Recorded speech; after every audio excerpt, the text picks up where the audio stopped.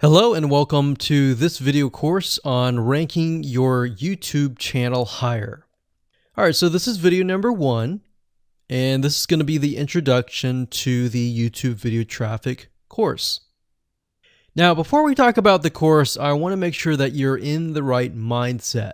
So I want to say that the goal here is to focus on building a brand. If you can start thinking that way, you're going to have a long-term strategy which will actually help you not only in the YouTube traffic and getting ranked on YouTube and getting natural organic traffic and all of that, but it'll also help you in many other ways as well. Now, while that may not make a lot of sense right now, it will in just a second. Now, this is not about throwing hundreds or even thousands of backlinks at your YouTube channel properties or videos. What you really want to do here is to focus on quality and not quantity here. And by doing that, it will actually help you in the long run, as you'll just see in just a minute. So before we get started and talk about the course, what I want to do now is give you a quick overview of what's inside this video course. Video number 1 is the introduction, of course. Video number 2 is what this is not about. And I want to make sure that I cover this because a lot of times when we talk about ranking on YouTube or Google or getting traffic or of any sort, there's a lot of assumptions that are made. So I want to make sure that we cover those assumptions and possibly roadblocks that are blocking your way. Video number 3, we'll talk about what Google wants and the strategy. If you understand what Google wants, then it'll make more sense on what the strategy is all about and how to implement it correctly. Video number 4, we'll talk about the ring, which is the strategy here. And of course, video number 5, we'll talk about how to automate the ring. Video number 6, we'll talk about account creation. And video number 7, we'll talk about how to outsource the account creation and the very tedious process of building the ring. And of course, video number 8, we'll talk about testing this out. And while that might seem a little bit simple, it really is and does take some time to make sure that everything works. So with that said, let's talk about getting started and what you're going to need. You're obviously going to need a product or service to sell. You're going to need to have a YouTube channel. You're going to definitely need to have money to outsource. If you do it yourself, it's going to take about a week or sometimes 2 weeks. But once it's set up and is good to go, then everything is automated. But at the end of the day, your time is valuable, so I recommend just outsourcing this process. But knowing how everything works and all of that will allow you to teach whoever you outsource this to, or you can pick and choose people that we will recommend that we have used personally to set things up for you as well. So with that said, let's move on to video number 2. Hello and welcome back. This is video number 2, and we're going to talk about what this is not. One of the biggest mistakes that we see a lot of people make is they assume that they know certain things, they know the strategy, they bring in what they already know and what they've seen work, and automatically assume that that is what the strategy is about. But by doing that, what ends up happening is we see that people set themselves up for failure. And we don't want that for you. We want you to be able to succeed as much as possible. So that's why I'm covering what this is not. All right. So to ensure that you're able to successfully implement this strategy, we want to discuss things that you do not want to do. So as I mentioned earlier in the previous video, this is not about throwing hundreds or even thousands of backlinks at your YouTube channel or at your properties. In fact, YouTube has become very, very smart in figuring out if you are actually gaming the system.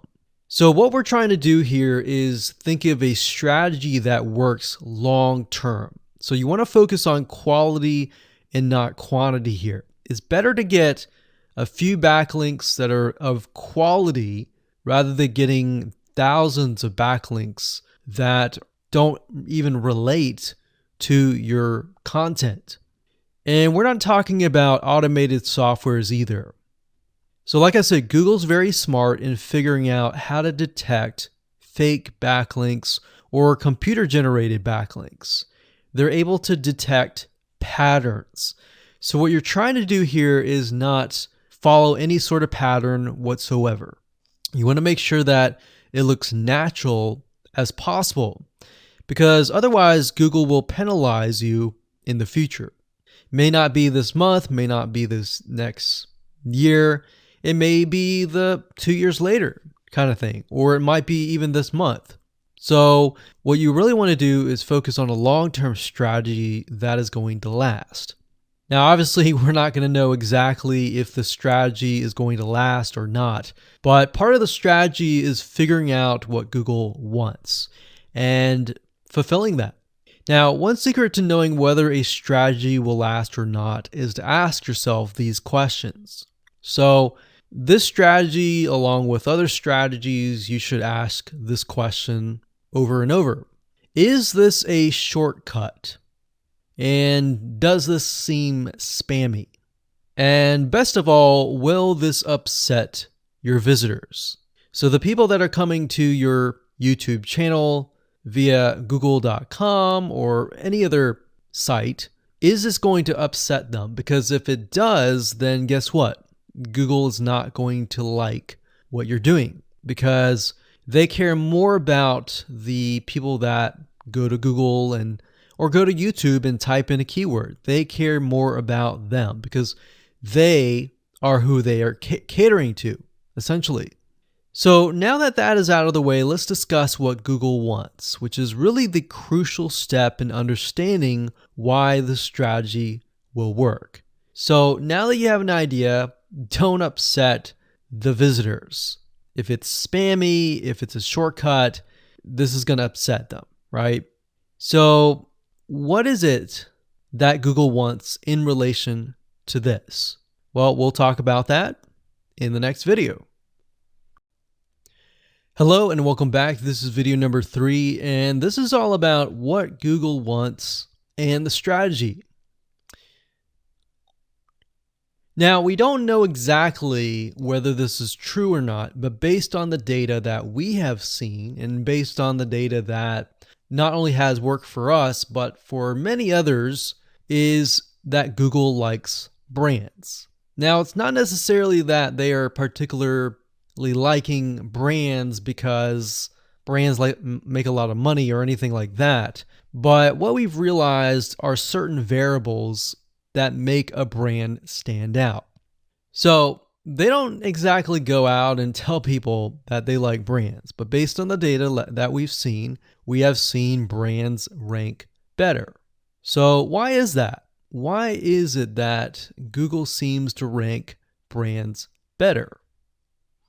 It's because brands last long term, and they oftentimes provide value.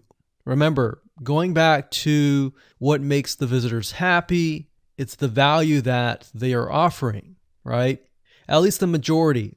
So you'll notice that brands tend to have a really good following of fans that love their content.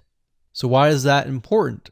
Well, their concern isn't really necessarily the brand, but giving people that are searching certain keywords on Google or YouTube, giving them what they want. Now, you'll notice that brands attract a consistent following as well.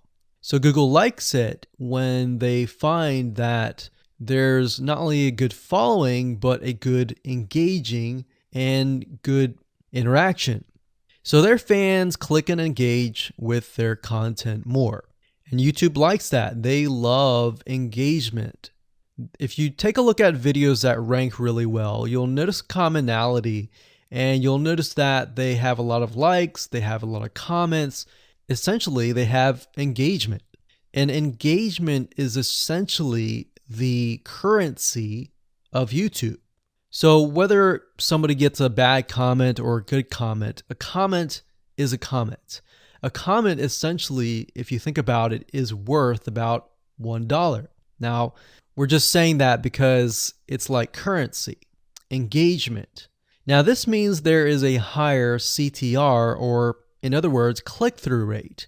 So if you have fans that really love a specific brand, they're most likely going to come back over and over again, right? So higher engagement is what Google likes to see. Higher engagement means that the fans really like the content. So this is based on the data that we have received and based on the data that we have observed. So the strategy here is to make sure that you look like a brand and you do backlinking like a brand. Make sense?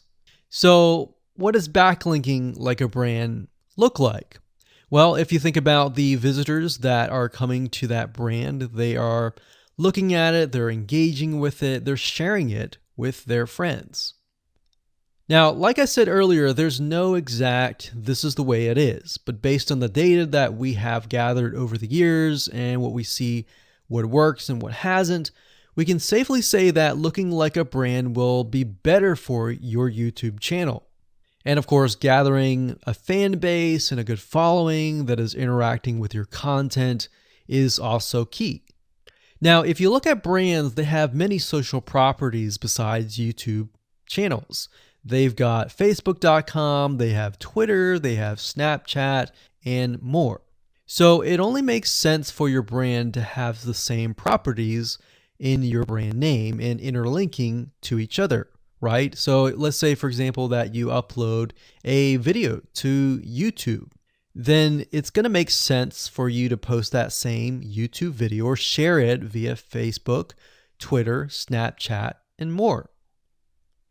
So essentially, we're interlinking them together. And that kind of brings us to this strategy, which is the ring. You're basically interlinking everything together. So like I said, for example, you post a video on YouTube, it needs to be pushed to Twitter, your Facebook fan page, and other social properties. And fortunately, because everything is going to be automated, once you do that, it will trigger and it will automate the whole process.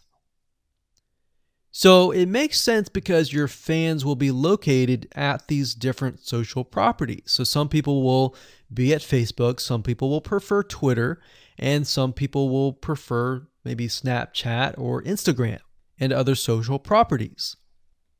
But if you think about it, it sounds very time consuming and tedious, right? And yes, it is, but once everything is set up, it will actually make your life a lot easier. But like I said, don't worry, we're going to show you how to speed things up with a few dollars.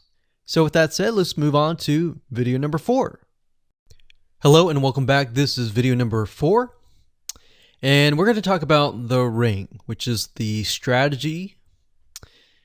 So in the previous video, we discussed why having different social media properties interlinked together can help Google see you as a brand who is sharing your content to your audience.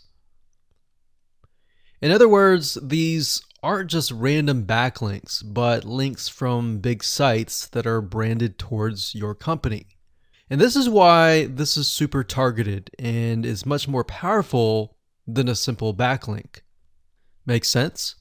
So now let's take a look at what this looks like in real life. So let's head on over to our nifty mind mapping software. I'm going to map things out so that you're going to be able to visually see how it all works. Okay, so to better understand how this works, we're going to map things out. Now, before we map things out, I want to start with some basics, and let's just pull this out here. So essentially the concept here is as you're building your brand, you're going to have many different social properties. And let's say, for example, this is the Facebook fan page. So that's your fan page.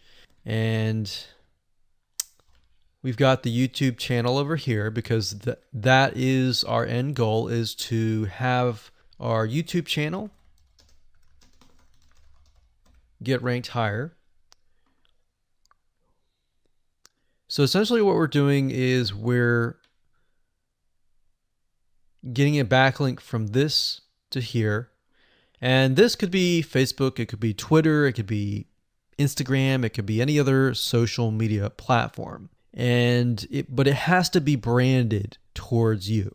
It can't just be somebody else's fan page unless it is actually related. But if it's related and if it's branded as yours and it's linking to your YouTube channel, that essentially is a vote of confidence, but also it shows YouTube that you're interlinking. So that's basically the concept here. Now, if we dig a little deeper, basically what we want to set up is every time we upload a YouTube video and it gets posted, maybe it gets posted publicly, what ends up happening is we push that YouTube video and get it embedded onto the Facebook fan page, the Twitter page, the WordPress page, and all of that.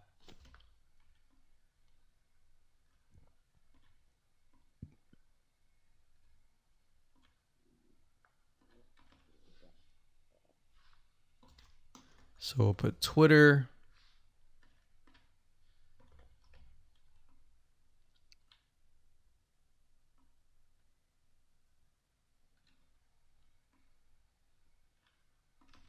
And we'll do WordPress. So as you can imagine, you've got the centerpiece here. You've got different social media platforms that are posted. Now, there isn't necessarily a set rule where you have to post it to X amount of social media properties. It can be 5, it can be 10, it could be 20, it could be different social media platforms. But in order to execute this and get it correctly, you will need to make sure that the platform that we use to automate this process actually supports that specific social media platform. So essentially this is what works, and this is basically what it is. So obviously in order to get this to work, you'll need to have a YouTube channel, you'll need to have the Facebook fan page, you'll need to have all these items in hand. So you'll need to have the username and password and all that. And we'll talk more about account creation later, but I just wanted to give you kind of a gist of what everything looks like and the visual map of it all. Hello and welcome back. This is video number 5. We're going to talk about how to automate the ring. Now that you understand how everything is interlinked, how everything is connected, and how you can kind of be creative and make your own ring. So after viewing the previous video, you can imagine how tedious and overwhelming it is to have to maintain the ring, much less get it set up yourself. But lucky for you, there is a way to automate it once you have set things up. It's getting things set up is the tedious process.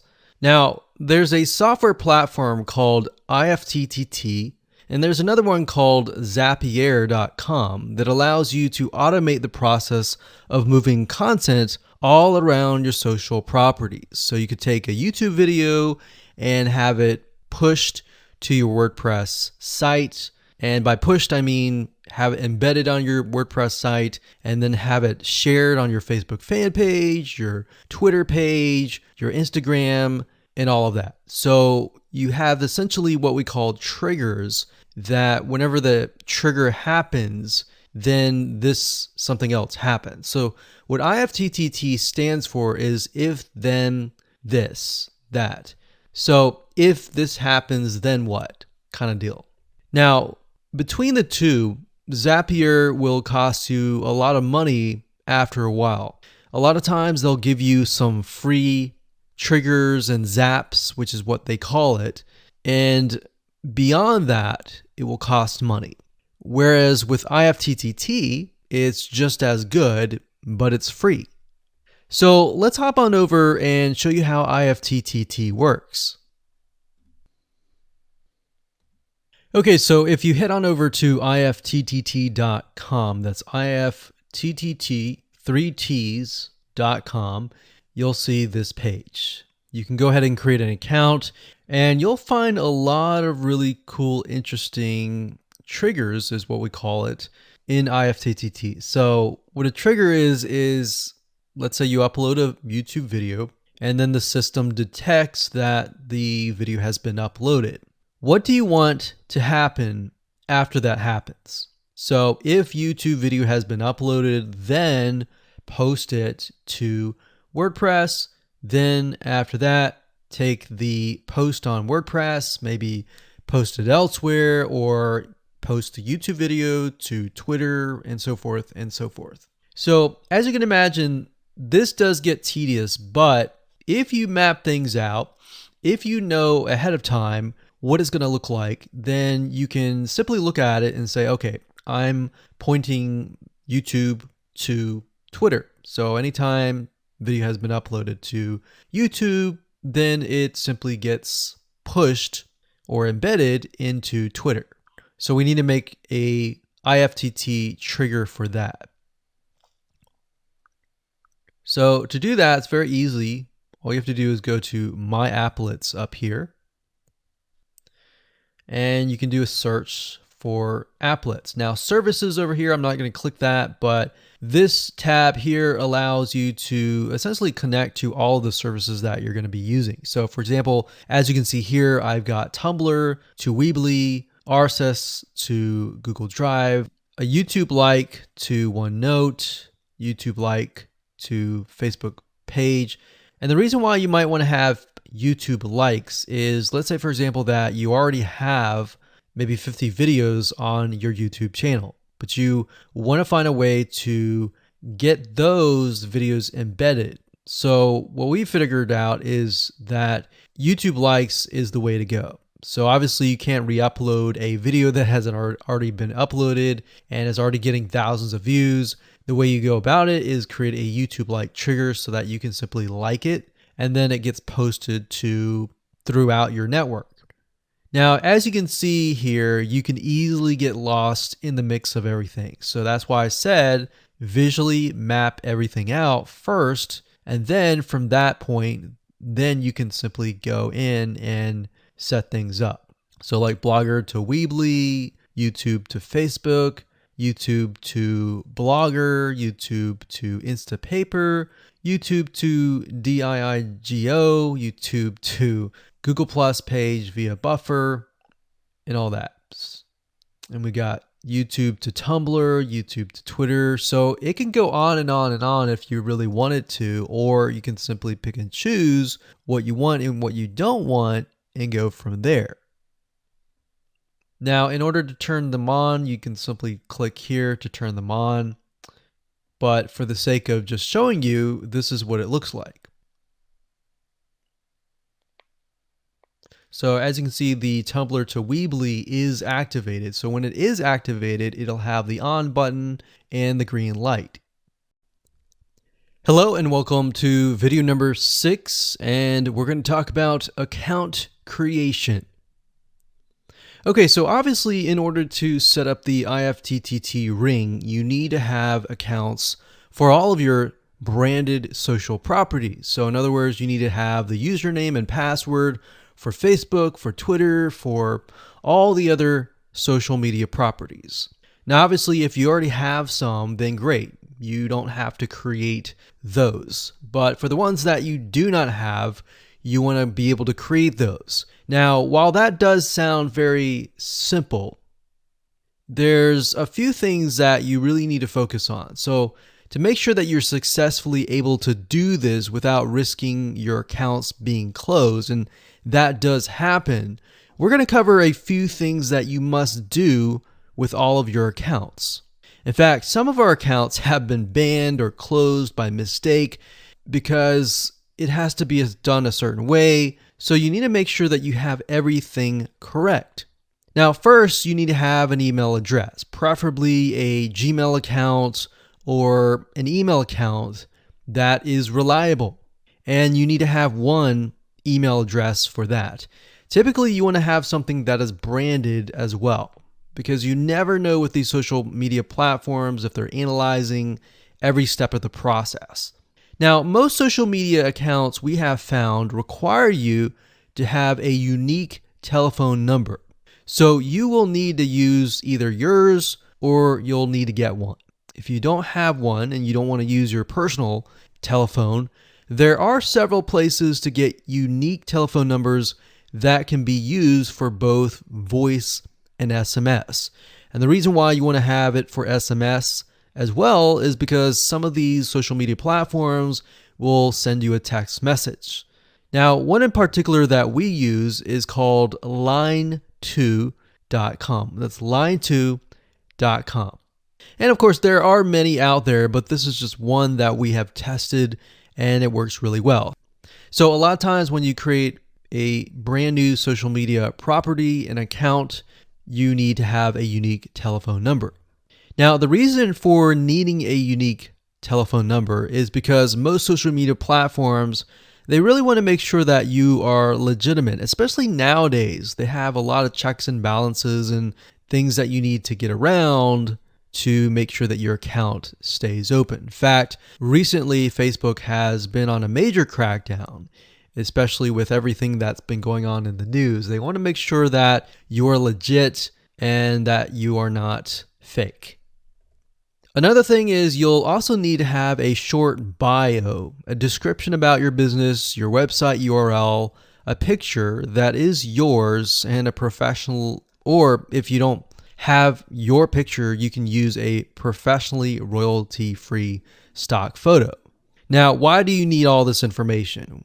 Well, the reason why you need all this information is because when it comes to account creation, you are going to need to have every piece of these items in hand to copy and paste over. Obviously, if you outsource this process, it's going to be a lot easier. And with that case, you're definitely going to need these items. And it's just going to make your life a lot easier when you're able to copy and paste and all of that. Your picture is actually very important because even Facebook will review photos on all accounts to make sure that fake accounts are not created. In fact, we created an account one time and it was using kind of a fake image. And even though it was royalty free and all of that, Facebook declined it and in fact did not approve the account. So they really want to make sure that your account is legitimate. Now, it's best if you take all this information and you write it out in an Excel spreadsheet so that you have it in hand, you have the username and passwords of all the social media properties, and you can simply log in and begin to create the accounts. So those are kind of the best practices that we have found over the years in terms of creating accounts. And while some of those seem very basic, the one that really stood out that was really important was making sure that you had that unique telephone number. Okay, so hello and welcome to video number 7. We're going to talk about outsourcing. So as you can imagine, creating a ring is very time consuming, especially depending on how big the ring is and how many rings there are and all of that. So it can go anywhere from a few hours to a few days to even a few weeks. And that's the reality of it, is it takes hard work, but once it is set up and running, then you will begin to get better search engine ranking and you'll be able to get more exposure. So like I said, it can take a week or two for someone who's never done this before. In fact, if you outsource it, it's most likely going to take about a week for somebody who knows how to get things done, because account creation takes a lot of time, and then connecting everything from the triggers to the if else statements and all of that. So what we found over the years is outsourcing is worth it. It's only about $50 to $100 if your 2 weeks are worth more. Obviously, if you're struggling with money and time is of essence and you have a lot of time, then you can set these up yourself. But for the most part, we found that you really need to focus on your business and on whatever you're promoting. So go ahead and outsource this and it'll be worth your while. So let's discuss where you should go to find someone, and lucky for you, we've actually used several of these places. So we will show you particular vendors and freelancers that we have used so that you can simply just copy and paste. So what you want to do is you want to go to a specific website called legit.com with two I's. So LEGIIT.com. And when you get to this page, you want to type in IFTTT up at the top in the search bar, click enter, and then you're going to see a bunch of freelancers that can provide this service. So as you can see here, it says I will create an IFTTT network, and as you can see, there are like 4 different rings. So typically one ring will cost you about $50. So this guy here, his name is Gemini Guy. We've actually used him before and gotten fairly good results. And what he'll do is all you have to do is give him the information for, like I said, the accounts, and have the username and password. And what we usually do is we create a brand new email account. So it's nothing related to the old business accounts or anything like that. So it's a new email account, all the information on a spreadsheet, and then we send it over to him. He creates the accounts, and then he logs into your IFTTT account, which you'll need an account for that as well, and then he'll set everything up. There's a lot of people that are doing this type of stuff. Some are doing like video embeds, and that's another thing with YouTube. One ranking factor is the more embeds, the better. But the more embeds that are done on a branded social property or a property that is actually related to your theme, that is actually better. The reason why is an embed is kind of considered a backlink to YouTube. So if we were to create a IFTTT network that is specifically creating as many embeds in different social media properties, that can help as well. So we can have a ring or several rings, and on top of that, we can have video embeds. Now, the nice thing about legit.com is it's really focused on a lot of online marketing, SEO, and other different services like backlinks, PBN links, and all of that. But what we found is you don't want to get too fancy. You want to start out slow and work your way up. Because if you start just throwing a bunch of backlinks or even video embeds right away, it doesn't look natural, right? If you release a piece of content, sometimes it can take a week or weeks until you start getting hundreds or even thousands of likes or engagement. So you don't want to throw thousands or even hundreds of thousands of backlinks right away, right? So that's not going to look natural. And going back to what we talked about earlier in the previous videos, does it look natural? If it doesn't look natural or doesn't seem natural, then that can be a problem. So legit.com is an awesome site to go to. And this guy right here, Gemini Guy, like I said, is someone that we've used. Now, obviously, you can go to these other people and look at the reviews and see if they have good reviews and see what other people are saying. Hello and welcome to video number 8. This is all about testing and making sure that you understand how to test it to make sure that it works. Because I will say once these are set up, a lot of times, sometimes they work. A lot of times, sometimes one of the items throughout the line does not work. So I'm going to show you how to troubleshoot it. So whether you created the ring yourself or you hired somebody to do it, testing is very, very important. In fact, we outsource most of our rings, but yet we still have to go back and test it out. A lot of times when these freelancers are in the mode, they'll test it out, but they're really relying on you to test it out because they can't upload a YouTube video to your YouTube channel unless they have access. And a lot of times we don't give them access for, privacy and security reasons. So let's go ahead and discuss how to do that. So let's hop on back over to IFTTT and I'll show you how you need to test things out. Okay, so we're back at IFTTT, and what I recommend that you do is you open up the Excel spreadsheet that the freelancer gives you or that you've created yourself. And on that Excel spreadsheet, it should have your username and password and all the links to all of the accounts that were created. So in that case, how do we test it out? Well, obviously, we're going to need to upload a video to YouTube. Now, I'm not going to do that now, but if you upload that, everything should work throughout the network. So the way you can test things out is simply by going to the websites that are in the Excel spreadsheet.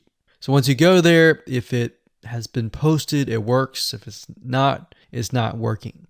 If it's not working, then you'll need to kind of troubleshoot it. Either get the guy who created the ring to help you out, or if you did it yourself, this is basically what you need to do. So you need to check through and figure out what's not working. So if we found that the YouTube video is not being posted to blogger.com, we need to figure out why. So we need to go to the applet. So this in case is the YouTube like to Blogger. So it's a little bit different than the upload to YouTube channel.